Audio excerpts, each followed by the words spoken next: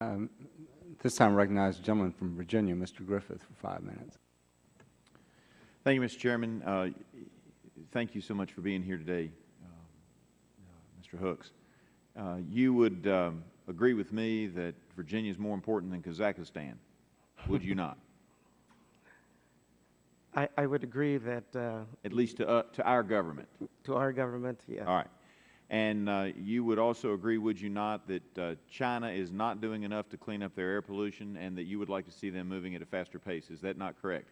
That would be correct. So then I question why you would not, or why the EPA would not support withholding money from any country that's not moving fast enough or as fast as the United States at cleaning up its air pollution, because I note that in a Virginian Pilot article of yesterday that the EPA, in regard to the Chesapeake Bay, has held back Virginia's money, 1.2 of the $2.4 million granted originally to Virginia to help it clean up the bay. And I understand I'm talking about water, but I was glad to hear that you all are coordinated. So I want you to take this message back, that you all are withholding that money because you don't think Virginia's moving fast enough on stormwater management. And one of the problems that Virginia's having with that, of course, is that the cities that are required to do more on stormwater management of the waters that fall on their streets are Norfolk, Virginia Beach, Chesapeake, Portsmouth, Newport News, and Hampton.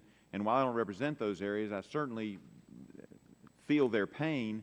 And they say that it would be expensive and that they're having a hard time coming up with the money because they've thrown up their hands, as I'm quoting from the article now.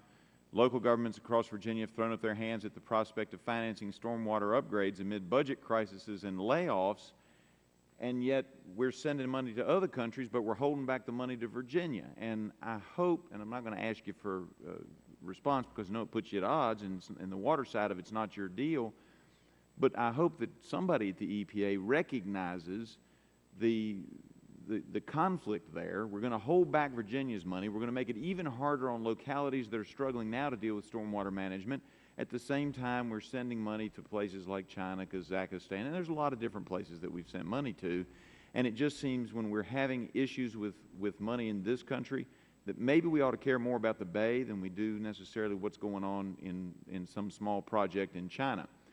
Moving on, I will also note that I agreed with and hear the Chairman's comments in regard to coal mining. We lost another 620 miners last week who were laid off in my district in one small town alone.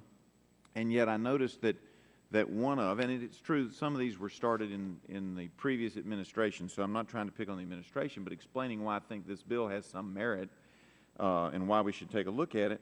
We're helping the Chinese figure out how to, it's technical assessment of coal mine gas recovery and utilization in China. Well, the Chinese don't seem to be having any problem competing with us on all kinds of different levels, and I don't understand why we're giving them grants to help them in their industries. Now, can you explain that to me? Well, one of the purposes of the grant is actually for governance and capacity building.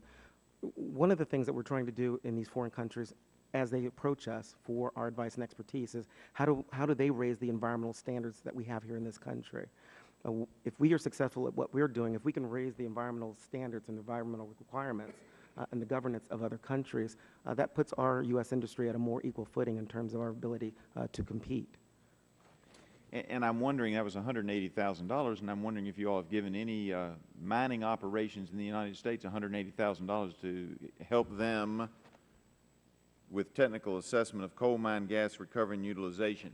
Because what my companies tell me generally is that you all come in and tell them they got to do it, they have to spend the money or they get fined. So it looks like to me we're taking money out of the mines, out of the pockets of the mines in the United States while we're giving money to help the Chinese mines figure out their problems.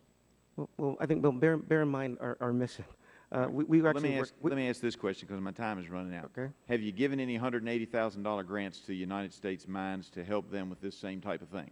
We work extensively with the U.S. Mining Commission on voluntary programs such as coal mine methane reduction. We understand it can be used as an energy source, and it's also It's also very explosive. I use Mr. Dingell's comment. Yes or no? Well. Have you given any grants of a similar size, $180,000 or more, to U.S. mining concerns in regard to helping them mine coal? I do not know But I'm not saying that we haven't. I'm just not aware of any personally. All right. Not, you don't have a list of those. Can you get me a list of all of those Of where we worked with the U.S. mining industry? where you've given grant money to help U.S. coal mines figure out better ways to give them money to help them put the equipment in or whatever's necessary, like you did the Chinese? Okay. And I'm looking at page 17 of your report. Technical assessment of coal mine gas recovery and utilization. I'll see what we have in our files. And like some of the others have said, I am glad that you recognize it's an international problem. One of our concerns has been that we think we're sending jobs with so many different regulations coming from so many different parts of the EPA and other agencies at one time, that we're actually sending a lot of jobs overseas. And as you recognize, we're reaping back pollution.